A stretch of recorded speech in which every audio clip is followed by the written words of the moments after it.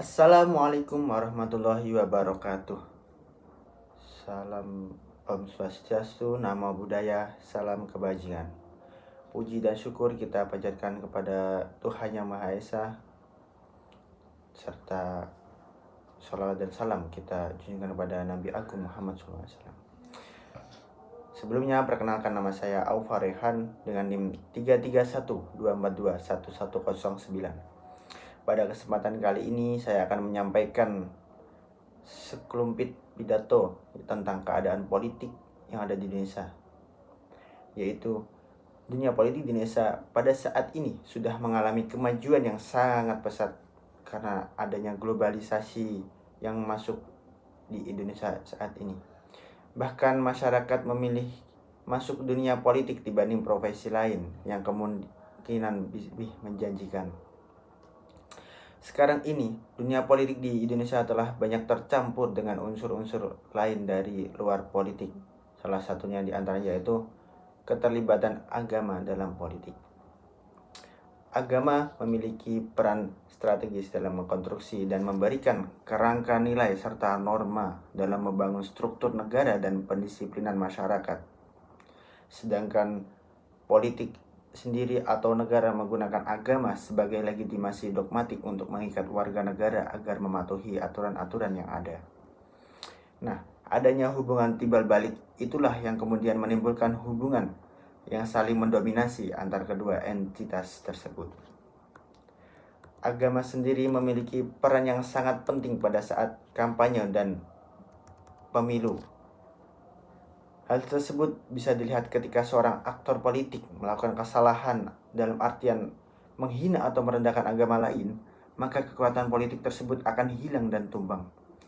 Contoh yang dapat dilihat yaitu ketika Ahok mencalonkan menjadi gubernur DKI Jakarta yang kedua, di mana pada saat pemilihan pertama Ahok menang telak atas Anies Baswedan. Dan kemudian di tengah-tengah itu Ahok terkena kasus penistaan agama yang mengatakan bahwa jangan sampai kaum muslimin terpengaruh oleh isi surat Al-Maidah, di mana yang menerangkan bahwa tentang haramnya orang muslim memilih pemimpin non-muslim. Hal tersebut yang menyebabkan masyarakat Islam marah akan hal itu dan menuntut agar Ahok tidak bisa menjadi gubernur yang kedua kalinya. Nah, oleh karena itu pada saat pemilihan yang kedua, Ahok kalah telak atas Anies Baswedan, yang kemudian Anies Baswedan lah yang terpilih menjadi gubernur DKI Jakarta. Nah, selain itu, Joko Widodo ketika pemilu 2019 juga sebuah hal yang bisa dibilang sangat menarik. Karena mengingat pada saat itu Jokowi selaku capres belum menentukan pasangan yang akan mendampinginya dalam kontestasi politik terbesar di Indonesia, yaitu capres dan cawapres. Ketika Jokowi mengumumkan pasangan yang akan mendampinginya dalam pemilu 2019 itu adalah Ma'ruf Amin, masyarakat langsung terkejut karena ini adalah merupakan manuver yang tidak terduga sebelumnya. Karena Ma'ruf Amin sendiri yaitu merupakan tokoh ulama terkenal di Indonesia ini yang menjadi pasangan dari Joko Widodo. Berkat manuver tersebut, pasangan Jokowi dan Ma'ruf Amin ini berhasil memenangkan pemilu 2019 dengan memperoleh suara terbanyak, khususnya dari muslim tersendiri yang tertarik karena ada salah satu paslon yang merupakan tokoh ulama terkenal di Indonesia ini, sehingga masyarakat umum banyak yang tertarik untuk memilih pasangan tersebut. Nah, dari contoh-contoh tersebut itulah kita bisa mengetahui agama dan politik itu tidak dapat dipisahkan dan akan selalu berdampingan satu sama lain.